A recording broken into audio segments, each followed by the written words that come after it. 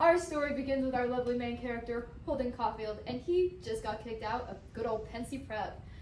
Yeah, yuckers. Anyway, so he goes back to his room with his two good old roommates. We got Stradlater and we got Ackley, and they're talking, doing normal guy things, shaving their face and touching everything in every single room ever.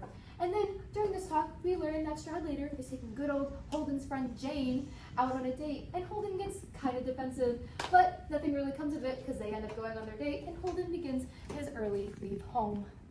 Holden is now on his way out of Pensy Prep, and he decides to get a hotel for the night, but he's feeling a little lonely, a little sad, so he decides to party it up in the lavender room. Truly inspirational. He dances with two upper-class ladies, but eventually the dancing ends, and he decides to go back up to his room.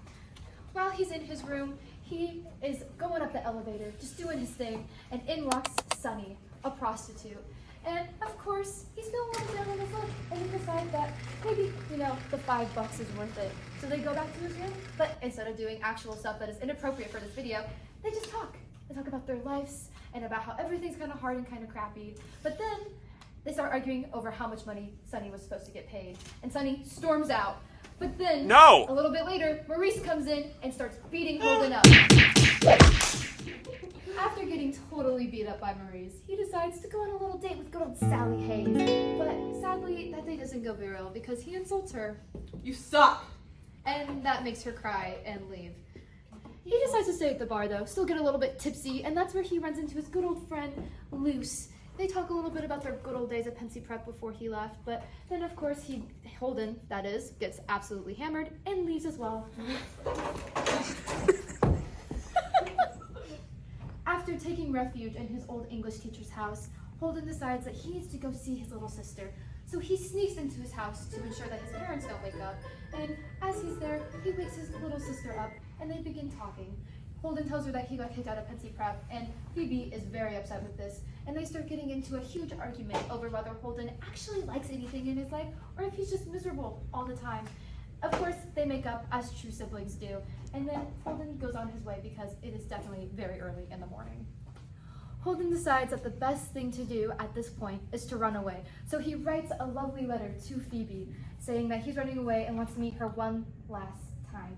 So that very next morning, the two siblings meet up. But Phoebe has other plans. She wants to run away with Holden. But Holden doesn't really want that life for his little sister. So instead, they go to the zoo together. At the zoo, Phoebe decides that she's going to ride the carousel, as little sisters do. The rain starts pouring, and Holden begins to cry, just totally moved by all the emotions. The flashback then ends, and then we find out that Holden's actually been writing his entire life story to us from a psych ward, which totally changes the entire viewpoint of the book. Why I love Winnie the Pooh. Man, this show is so great. Good. Yeah.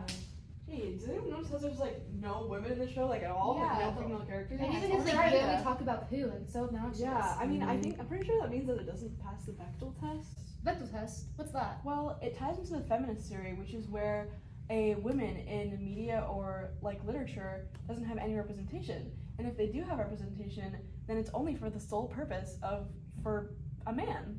Ugh, gross. I know. Stupid. Well, that's just like Catcher in the Rye. Holden sees Jane as a manner that is slightly romantic and not really anything other than that. He describes her in a condescending way, saying she's not strictly beautiful. He talks a lot about her imperfections, like that she keeps her mouth open. She's never actually seen in the book, she's just talked about and never formally introduced to the readers. Holden and Jane's families spent a summer together in Maine because they were next door neighbors. Holden hung out with Jane a lot over the summer, and one day he saw her asking her stepfather, asking Jane for cigarettes during a game of chess, which bothered Jane greatly.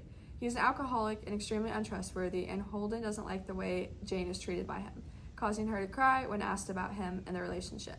Jane's mom is briefly mentioned once, and is basically just to say that she ignores the Caulfields, which is Holden's family.